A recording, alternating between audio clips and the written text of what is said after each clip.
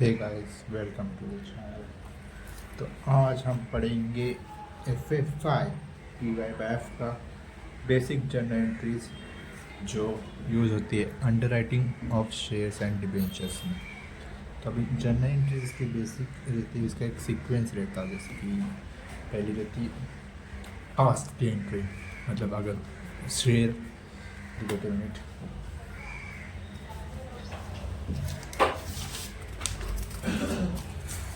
समझो, अगर equity share अपन पढ़ रहे हैं इक्विटी शेयर, तो इक्विटी शेयर का एग्जांपल लेते हैं। अगर इक्विटी शेयर की फेस वैल्यू हम हमेशा कंसिडर करते हैं 10 रुपीज़। अगर वो फुल्ली पेड नहीं है, क्वेश्चन में दिया है कि वो अंडर सब्सक्राइब्ड है, मतलब अनपेड अमाउंट उसका 2 रुपीज़ है समथिंग कुछ तो है, तो उसका जो रिमेनिंग ये 2 रुपीज़ है उसके लिए हमें फाइनल कॉल करना पड़ता शेयर होल्डर्स को, इक्विटी शेयर होल्डर्स को। तो उसकी पहली एंट्री आती इन द जर्नल एंट्री। उसकी जर्नल एंट्री क्या रहती, अभी फाइनल कॉल किसको कर रहे हैं अपन, शेयर इक्विटी शेयर होल्डर्स को। ओके, उसकी एंट्री सिंपल है, final call on equity share capital account debit to equity share capital. क्यों कर रहे हैं टू इक्विटी शेयर कैपिटल, मतलब जो भी इक्विटी का पैसा है शेयर कैपिटल वो रिसीव करने के लिए हम कर देते हैं, इसलिए उसको क्रेडिट में डालते हैं। नरेशन तो सिंपल है, आस्क द एंट्री है being final call made on preliminary due equity share before redemption. Final call on equity share capital account debit to equity share capital account, ये इसकी जर्नल। इसको हमेशा ये 2 रुपीज़ जो unpaid है उसकी रिगार्डिंग कॉल करते हैं हम इक्विटी शेयर होल्डर को। ओके, नेक्स्ट है, तो अभी अपन ने कॉल तो किया शेयर होल्डर्स को, कॉल तो किया, पर अभी तक पैसे मिलने के बाद भी उसकी एक एंट्री पोस्ट करनी पड़ती। तो हमें पैसे मिलने के बाद जो मनी हमें रिसीव्ड हुआ है उसकी एक एंट्री आती है। जैसे ही फाइनल कॉल की एंट्री आई उसके बाद हमें आएगी मनी रिसीव्ड की एंट्री। हमेशा जब भी मनी रिसीव्ड होता है, पैसे आते हैं हमारे पास, तो बैंक अकाउंट हमेशा डेबिट होता है। तो bank account debit to final call on equity share capital, इसकी जर्नल एंट्री रहती है basically. Bank account debit to final call on equity share capital account. Narration तो ईजी रहता है, ये रहती है रिसीव्ड की एंट्री। 2 एंट्री होगी, पहली कौन सी होती है आस्क की एंट्री, दूसरी होती है रिसीव्ड की एंट्री। ये दोनों एंट्री कब यूज़ करते हैं, जब हमारा शेयर फुल्ली सब्सक्राइब ना हो तब, क्योंकि हमें पहले शेयर को फुल्ली सब्सक्राइब करना पड़ता है। जब भी हम बाय बैक करते हैं तब बाय बैक करते हो शेयर फुल्ली सब्सक्राइब होना चाहिए, तो ही हम बाय बैक कर सकते हैं। और एक चीज़, हम मैक्सिमम बाय बैक 25% ही कर सकते हैं of equity share which are available in to the market. Okay, तो 25% ही हम इक्विटी शेयर बाय बैक कर सकते हैं मैक्सिमम। और मार्केट में 40,000 share for example equity share, उसमें से हम मैक्स टू मैक्स 25% ही इशू कर, मतलब ये बाय बैक कर सकते हैं। ये रूल है, रूल फॉलो। ओके, पहले होगी एंट्री आस्क की, दूसरी होती है रिसीव की। ये बाय बैक के टाइम यूज़ की जाती है, रिडीम करते हैं बाय बैक और रिटर्निंग के लिए। अब भी बाय बैक किया,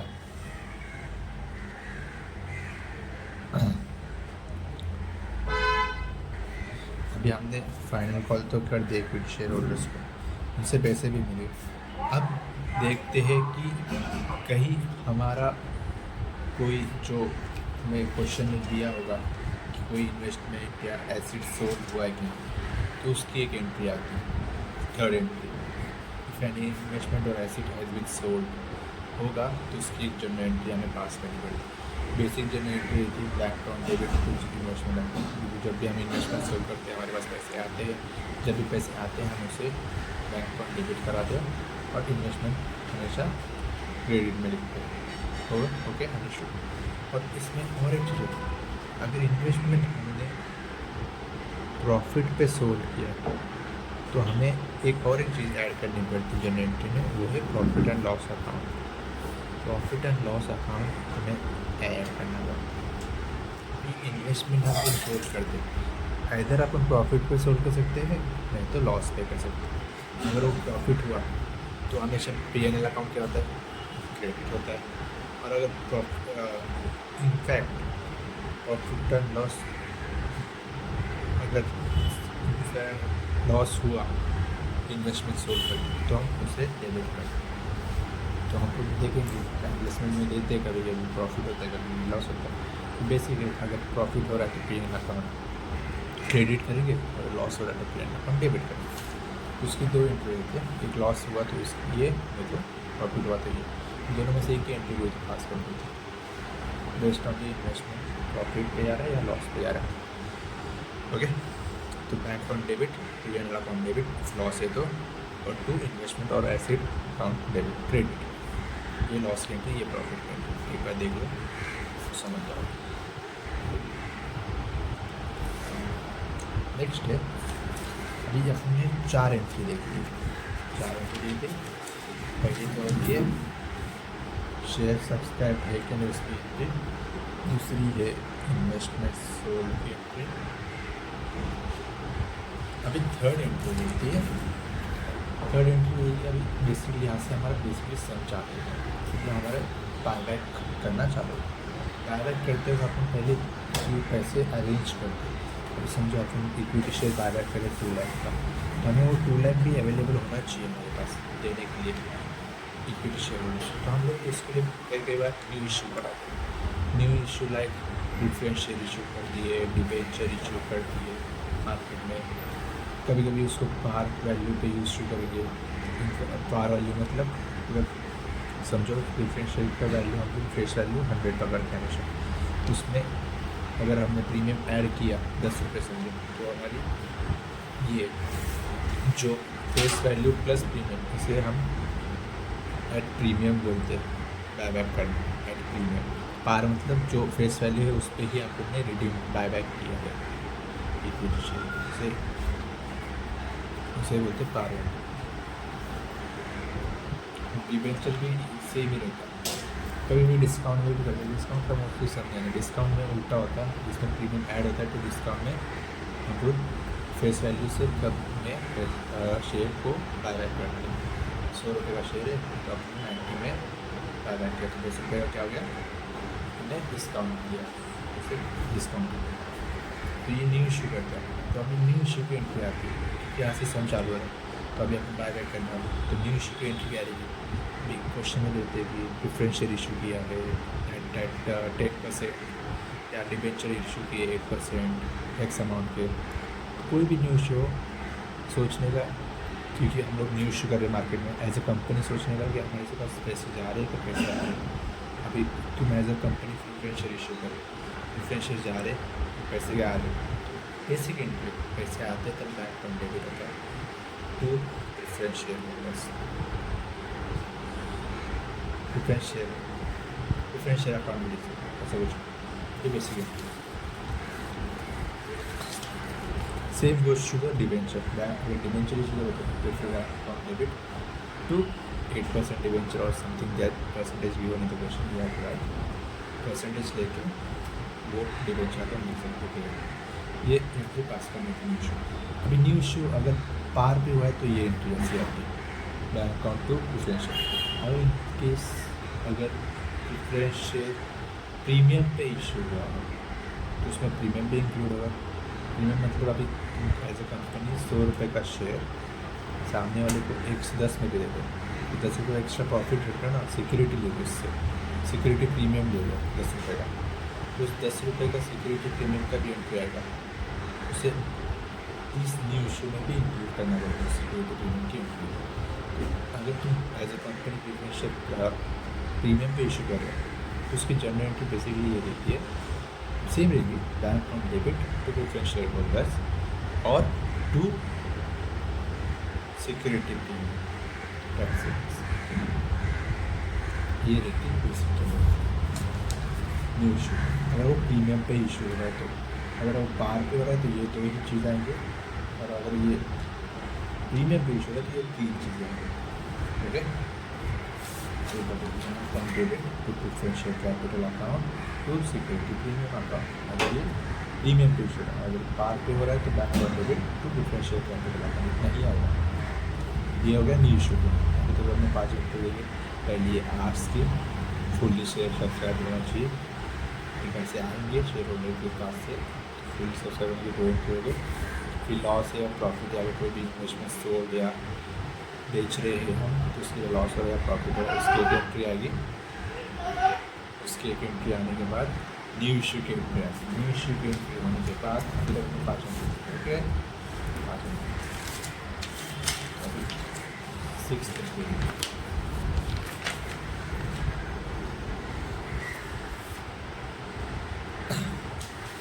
ये मेनली अपने आपको जो देखा है वहाँ से अपनी प्रोसेस चालू हो चुकी है।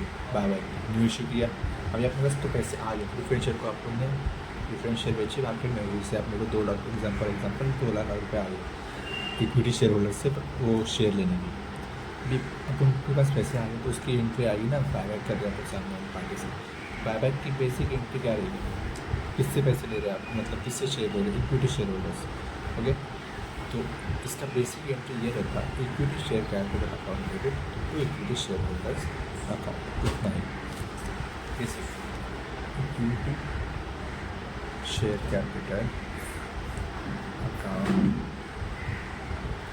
Debit to equity share holder,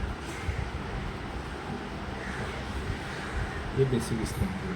जब भी बाय बैक करते हो क्रेडिट व्यूअर पर्सनल आपका कौन है, पर्सनल अकाउंट का यूज़ करते क्रेडिट शेयर होल्डर की व्यूअर है उनको दूसरा भी शेयर है ना, उससे शेयर करें तो इक्विटी शेयर होल्डर अकाउंट देखिए क्रेडिट में होगा। और इक्विटी शेयर कैपिटल जितने का शेयर प्राइस होगा वो ऊपर आएगा, इक्विटी शेयर कैपिटल अकाउंट हो। और इन केस जैसे पिछला वाला एग्जाम्पल आपको देखा था कि अगर प्रीमियम पे हो रहा है तो प्रीमियम का एंट्री नहीं आता है। अगर आप बाय बैक प्रीमियम पे कर रहे समझो इक्विटी शेयर 10 रुपये का 10 रुपये का इन केस आपने देखा था। जैसे अपन बायबैक प्रीमियम पे भी कर सकते हैं, 10 रुपये का शेयर है समझो, इक्विटी शेयर 10 का अपन बायबैक कर रहे 11 पे, तो 1 रुपये क्या अपना प्रीमियम है जो आपको शेयर होल्डर को दे दे। तो शेयर होल्डर को फ़ायदा है, पर अपने को लॉस है कि अपने को बेयर करना पड़ेगा। तो वो प्रीमियम और बायबैक, प्रीमियम हमेशा क्या आएगा डेबिट होगा, डेबिट और एक्सपेंसेस एंड लॉसेस। प्रीमियम और प्रीमियम और बायबैक भी कर सकते हो, कुछ भी बायबैक समझा। ये अगर प्रीमियम में तो ये 2 ही होगा। ये होने के बाद बायबैक के होगी equity share capital account debit premium account from debit to equity share holder. अभी बायबैक भी हो गया, आस हो गया फाइनल कॉल का, एक्स हो गया पैसे आ गए, ऑफिसर की एंट्री आ गई, इशू की एंट्री आ गई, बायबैक की एंट्री आ गई। अभी बायबैक कर लिए तो इतना पैसा मुझे एक्स अमाउंट देना है शेयर होल्डर्स को। जो इतना अमाउंट देना है शेयर होल्डर को उसके लिए एक रूल होता है जो हमें फॉलो करना है कि वो CRR दिया है। CRR मतलब कैपिटल रिडक्शन रिजर्व, इतना रिजर्व हमें क्रिएट करना होता है पहले से शेयर होल्डर्स को देने के लिए जब भी बायबैक करते हैं। तो ये रिजर्व किस लिए इधर से लेते हैं, ये हम रिलेटेड सोर्स कर सकते हैं, जैसे जनरल रिजर्व हो गया, PNL अकाउंट हो गया, सिक्योरिटी बिल, ये out of this resources we can create CRR। तो CRR का बेसिक एक रूल रहता है या फॉर्मूला रहता है, उसका एक फॉर्मूला ऐसा रहता है इक्विटी शेयर कैपिटल जितना है उससे माइनस न्यू इशू जितना है प्रेफरेंस शेयर कैपिटल ही नहीं है, डिबेंचर इशू किया नहीं समझो, क्वेश्चन में दिया नहीं प्रेफरेंस शेयर कैपिटल, तो भी हमें प्रेफरेंस शेयर को कंसिडर एज 0 कर के लेना, डिबेंचर नहीं लेना उसका। इक्विटी शेयर कैपिटल का अमाउंट कुछ भी दिया हुआ समझो 10 लिया, न्यू इशू का 8 दिया, बचे हुए 2 रुपये का होगा रिजर्व CRR का अंदर। तो CRR 2 रुपये बनेगा। किससे बनेगा? उस सोर्सेस लेंगे, general reserve, profit and loss account से सोर्सेस से। तो हमेशा CRR बढ़ाते हैं, sources always beyond debit side and CRR account always on credit side. Remember sources always debit. जैसे जनरल रिजर्व जिसका ये होता है जनरल रिजर्व अकाउंट, अगर जनरल रिजर्व से CRR बना दो तो डेबिट, या PNL से बनेगा तो PNL account debit to CRR account, या दोनों से बना दे तो दोनों भी आएंगे। कभी कभी एक सोर्स इनसफिशिएंट पड़ता है।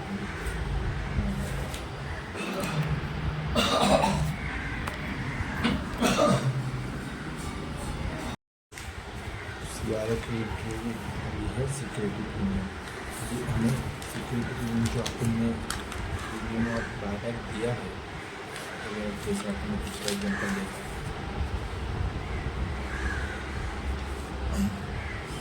अगर समझो 10 का शेयर है, 1 रुपये प्रीमियम देना पड़ रहा है तो उसको बाद में एडजस्ट करना, वो हमेशा एडजस्ट करते सिक्योरिटी प्रीमियम जो अपन ने न्यू इशू को लिया, जो भी न्यू इशू किया है उसकी जो पेमेंट की है और उसमें जो प्रीमियम है उस प्रीमियम से हम एडजस्ट करेंगे अपना सिक्योरिटी प्रीमियम और बायबैक वाला। उसका पेमेंट करेगा सिक्योरिटी प्रीमियम और डेबिट टू प्रीमियम। कभी भी अपन जनरल रिजर्व से भी ये एडजस्ट करते हैं। Last and not least final payment, CRR बनाया, बायबैक प्रीमियम भी एडजस्ट कर दिया अवेलेबल सोर्सेस के थ्रू। तो अभी लास्ट फाइनल एंट्री करेगी पेमेंट के ऊपर, जो शेयर होल्डर की मिलेगा, मतलब हमारे पास शेयर होंगे, उनके पास पैसे आएंगे, पैसे जाएंगे, मतलब बैंक अकाउंट से पैसे जाएंगे, क्रेडिट और goes out, bank account credit होएगा और equity share holder account debit होएगा। जो भी अमाउंट रहेगा इसका ये हमें हमारे 6th जनरल एंट्री से मिलेगा। 6th जनरल एंट्री है ना, इधर equity share holder account credit, इधर जो अमाउंट रहेगी वही अकाउंट इधर आएगी। और हमेशा मैक्सिमम 25% भी हम बायबैक कर सकते हैं। नेक्स्ट लेक्चर में अपन पढ़ेंगे सम। ओके।